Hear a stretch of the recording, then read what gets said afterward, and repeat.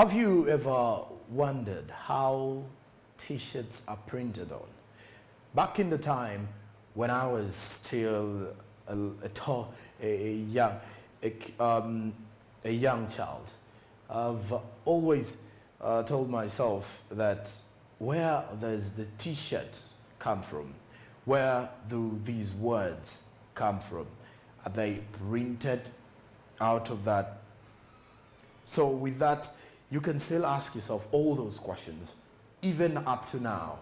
How are these T-shirts printed? I love my T-shirts printed on. I would feel better when there is a word or two on it. There are T-shirts that are written boys to men, T-shirts having different people's names, and of late, people getting customized T-shirts for their favorite football teams. All that belongs to T-shirt printing. But is it a business that is growing in Kampala alone? Because most of us that are dealing in this business believe that the taxes and rent is affecting the growth of this business. One may ask, what is T-shirt printing? Welcome back from the break. Let's get rolling. The T-shirt printing refers to the art of process of printing on a T-shirt. The T-shirt artworks can be intricate design, lettering or image, and it's applied or printed onto the T-shirt using either ink or machine.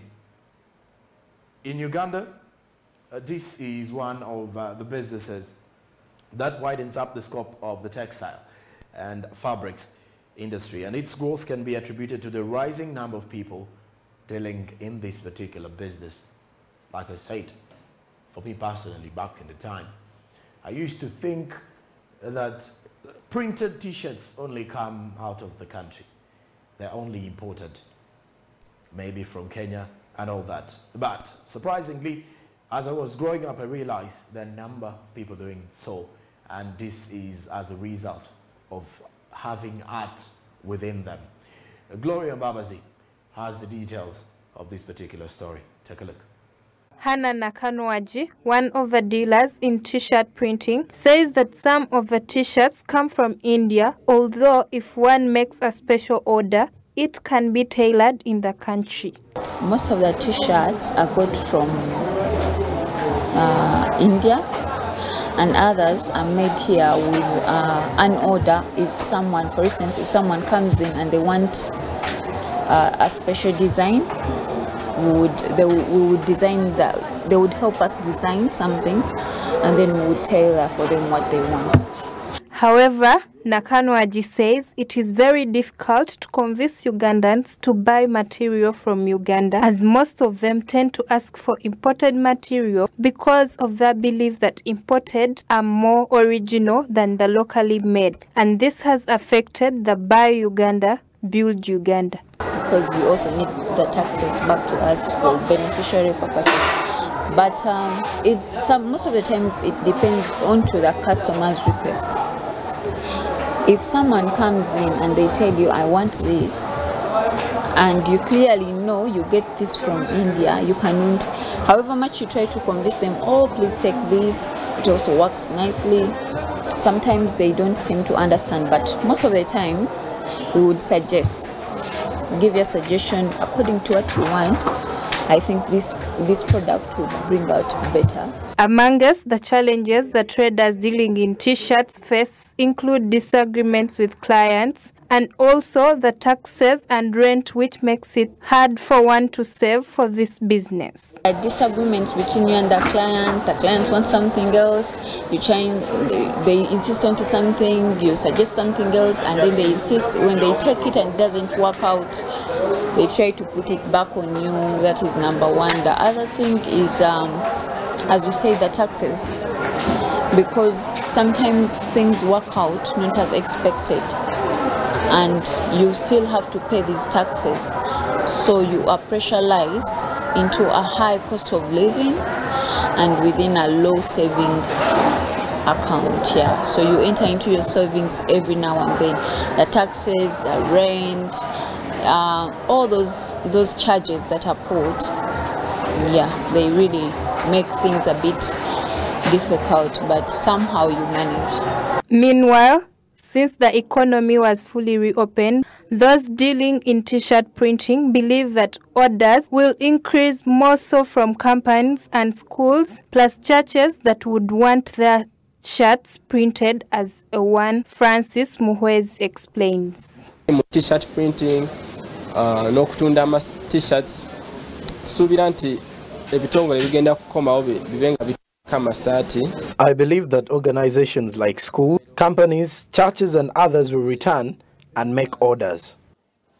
Ne institutions zonna ezisinga ezibadde zituwagira mu kugulako amasaati n'oga babrandingirako. So nsuubira buli kimu kigenda kuddayo on its normal, tulabe nti buli kimu kizzeeyo nga bwe kyali. Tutagetinza amasomero kati engeri gye gaguddewo. We are targeting schools as first priority, more so since the schools are back and open, and we believe things may go back to the normal. Tukola ngaffe abali mu printing oba okulamba ebigambo by'ebintu ku ngoye. So tusuubira nti economy bagigulawo bwe bati ati nga bwe bagiguddewo buli kimu kijja kuddayo nga bwe kyali 2019. The T-shirt printing and embroidery is one of those categorized under the small businesses, and with the economy fully reopened, the dealers believe that there are high chances for the market to grow. T-shirt printing and embroidery are one of those categorized under the small businesses. And when you look at the economy fully reopening, the dealers believe that there are high chances for them to make more money out of it. More so with the fact that they have schools open, and schools normally have the printings of the let me say school mottos.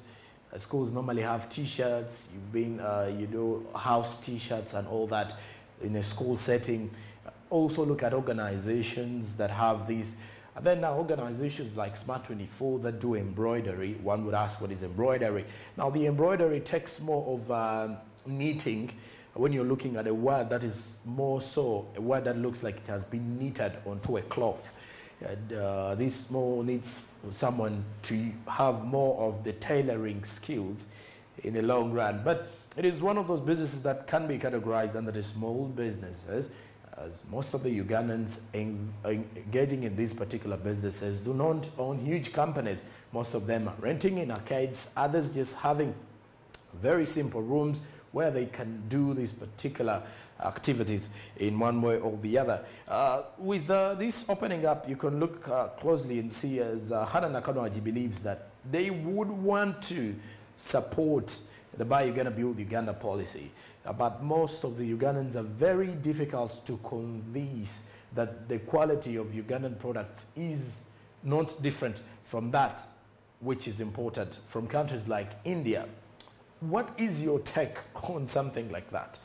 Would you believe that something in Uganda is better than that which is imported from foreign countries? I believe if we can have a chance to look closely at most of the people. Now, mainly, some people here in Uganda do believe that imported goods have more efficiency than the manufactured goods. We have areas in Katwe, we have areas in Chisenyi, we have areas downtown, young men, young women, the youth making good quality products, where, either through clothes, either through the use of hands, all that under one entire scope, which clearly shows you that even in Uganda, if we are to push the Buy Uganda, Build Uganda policy, it gets back to us understanding and trying to build on the same matter of saying, yes, this is how things are going to be done. But that aside, if you are to look closely and see why most Ugandans believe that materials in here, let's say textile in materials, why most of them choose to buy those that come from the other countries, maybe the Western world, is because they believe they have more efficiency, or the durability level is quite better than this one here. But something that I do know and what I do understand is that most of these things have changed with time, and you can still get something too original than that you're getting from the other countries here in Uganda. So we should also try as much as we can as Ugandans to understand and welcome products and produce that are made here in Uganda. But among us, the challenges that the traders dealing in t-shirts printing and shirt printing or printing in clothes believe that they face include disagreements with clients. Just a situation whereby we all get into disagreements. A client wants you to maybe make a blonde later, and then you somehow forget, or maybe your machine runs down, and then you make something different. And then your client will definitely come back and, you know, you have some verbal disagreement in there, and then the client will be asking why you made this instead of making what he had ordered for. That aside also, look at the rent. Like I said, most of them, why they are categorized under small businesses, they do operate under small rooms, maybe in arcades, and they are renting. And once you're not making the money, then the rent is definitely going to be affecting you. And then you will not have no room for making any saving whatsoever. But that aside also, look at the other situation of the taxes. There's the kilogram tax that they believe makes things more expensive, and that is why they tend to hike the prices of most of the things. And the more they hike the prices is the more the customers or the clients shun away. But anyway, it is one business. If you have the passion, but you need to have the skills and the art, you can definitely venture into it. Okay, that aside, let's turn our eyes to the issue to do with KISORO floods. The State Minister for Disaster Preparedness and Refugees, Esther Anyakun, has revealed that government is planning to buy land for over 200 families that were displaced by floods in KISORO districts last year. She made the remarks while briefing the journalists at the Ugandan Media Center. Pedison Mumbere has more of the details. According to Uganda Red Cross, at least 9 people were killed and several others went missing after heavy flooding in the southwestern district of KISORO. I can move a bit.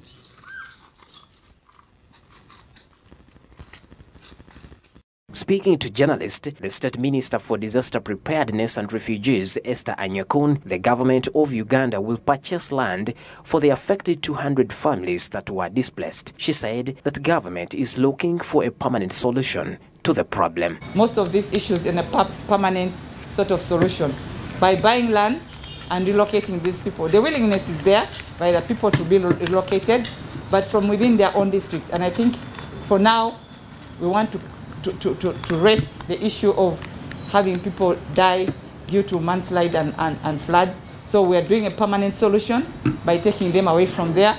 And then government of Uganda will own the land they've been possessing previously by the Ministry of Environment to take up and have other activities like tree planting and so forth, and protecting those areas, environmental protection. Irene Nakasita, the Uganda Red Cross spokesperson, said that heavy rain on the slopes of Mount Muhavura on Monday sent floods, mud crashing through parts of KISORO district, destroying homes, infrastructures and shops. Minister Nyakuni said that government will offer 1 million to 500,000 Uganda shillings, depending on the damage. Each dead body, there's a family where the 2 people died, we gave them 1 million shillings, but each child or body that was there, we gave 500,000. Just to cater for the burial expenses as for now. Reports indicate that in Gasiza Trading Center in Nyarusinza sub-county, KISORO district, local residents have expressed fear about the fate of their loved ones who went missing.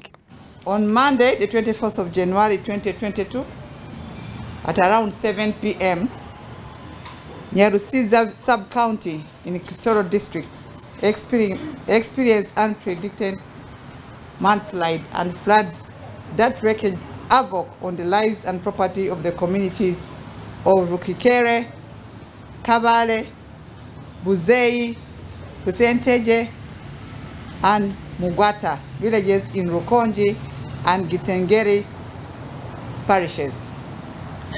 On Tuesday, on the 25th of January 2022, I personally undertook a field mission to KISORO district to establish the extent of damage and cause of the disaster to the KISORO district and the community members, and to inform governments the interventions. A total of 9 people were confirmed dead by the district authorities. 4 were killed by the running water, and 5 by the landslide that buried them in their houses. The district leadership mentioned that this is the first kind of heavy flooding and mudslide disaster they have ever experienced. They requested the government to support them establish the cause and source of the mud and such heavy flooding, adding that they have failed to know where the water comes from. They said that they need experts to come and go to the mountains to conduct a thorough research. Came in a really big volume and overwhelmed places and buried homes, buried gardens, buried a whole trading center called Gasiza. This place has seen something that has never been seen before, of multiple houses having people lost, buried in the rubble of the households. They as well requested a team from all concerned ministries of government to come for a joint assessment exercise to help them restore the affected infrastructures. Irene Nakasita, the Uganda Red Cross spokesperson, says that the Uganda Red Cross, with support from European Union through Netherlands Red Cross and International Federation of the Red Cross, will offer support to the affected families. Bedson Mumbere, Smart 24 TV. The district leadership mentioned that this is the first kind of heavy flooding and mudslide disaster they have experienced since time immemorial. If you're to try to draw these events, bring them closer, just imagine you're in a pandemic at a time when you're in a lockdown, no money, you're not making any, I would say. You're limited. You're maintaining curfew.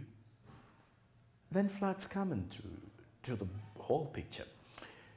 I don't want to draw a lot of comparisons, more so with life that I haven't experienced. But I will only imagine it is definitely going to be a hard time for one to live in such a situation. Now, with the KISORO flooding areas of Kasese, we all saw what happened during the pandemic. The Right Honorable Prime Minister went through in there to check and see what is really happening in there, what happens. You know, she had to check out to give at least some relief funds and relief packages to these particular people. We call them relief because they had definitely been halted by these particular floods rather. So in the long run, you could see that once floods happen, if you're to remember the famous landslides in Bududa, what it caused to the people in there, a number of deaths were recorded, a number of houses destroyed, farms or people's farms destroyed in the long run, property all destroyed. So with the government initiative here is to see that they purchase land to take the displaced people. But there is always a very huge challenge in displacing people. I still don't know whether government first sits down and talks to these Ugandans, because most of them end up defying the odds or defying the government guidelines, and they tend not to actually move to the places designated for them, more so those that have been displaced by floods or by natural calamities. We've seen the situations with those that were living in during the Bududa landslides. Once that happened, some of them did not want to leave the area because they felt like the other area they were taking them to was not having fertile soils. It wasn't good to push for economic activities. Land was not, and the climate in there was not the one they were used to before. So when you look at that, some people are so rigged to a situation that they are attached, they are not ready to be flexible. And so before all this takes place, you can clearly look at that and say, hey, government, what are we going to do on this particular matter? Can we try to sketch plans on purchasing land for the 200 people that have been affected, or the 200 families that were affected and displaced by these floods. And according to the Uganda Red Cross, at least 9 people were killed and several others went missing after the heavy flooding in the southwestern district of KISORO. And while the refugees Esther Anyakun, who is the state minister for disaster preparedness and refugees, says that the government is set to purchase land for these particular families. And she says that the government is looking for a permanent solution to the problem. Well, I think the permanent solution to the problem will be permanent solution for the displacement, because permanent solution cannot be one for a natural calamity. And besides that, Irene Nakasita, who is a Uganda Red Cross spokesperson, said that the heavy rain on the slopes of Mountain Muhavura set floods, mud crashing through parts of KISORO, destroying homes, infrastructure, and shops. Minister Anyakun said they will offer 1 million to 500,000 depending on the damage. So they will be sending 500,000 Ugandan shillings to 1 million Ugandan shillings, depending on the damage that one family in KISORO was, or how far it damaged these particular people. Well, when you look at the southwestern Uganda, before we actually go into the break, officially, the Gatuna border is reopened. Videos circulating, people were excited, but the official day saw a number of trucks moving on from places moving on from Uganda to Rwanda, from Rwanda to Uganda. And if I am to draw a little bit of for you to break this down for you, this is coming in from the Secretary to the Treasury, the Permanent Secretary to the Ministry of Finance, that is Ramadan Gobi, that after the reopening of the sector, he believes that this is going to accelerate recovery of a fully reopened Ugandan economy. He said, Rwanda bought goods and services from Uganda that were worth 257 million $257 million US dollars. That is Rwanda buying goods and services from Uganda. So Uganda, on an annual basis, used to receive 950 billion Ugandan shillings. That was before the closure. So in 2019, the last figures recorded was that Uganda received 950 billion, roughly, approximately 950 billion Ugandan shillings before the closure of the Gatuna border that has been closed for over 3 years. But with that, you could clearly look at the acceleration of a recovery of a full reopened Ugandan economy. That is coming in from the Secretary to the Treasury, Ramadan Gobi. So when you look at that, all the twists in that, we also mentioned about the transportation, we talked about traders, we talked about services, and among the services, even education, among which we have our Rwandese brothers in here, we have our Ugandan brothers in Rwanda. So the brotherly love between the two countries is going to accelerate economic recovery in our economy. And tell you what, we can definitely agree that by the end of the financial year 2022-2023, if all goes well, there will be high hopes of our economy recovering. And by 2024, you never know. You just never know. Well, with that, we do take a break. But after that, we take a look at the SMB Insight, the external recruitment companies. How is business moving on? What are those things that you need to know? That and more is coming up shortly after the break.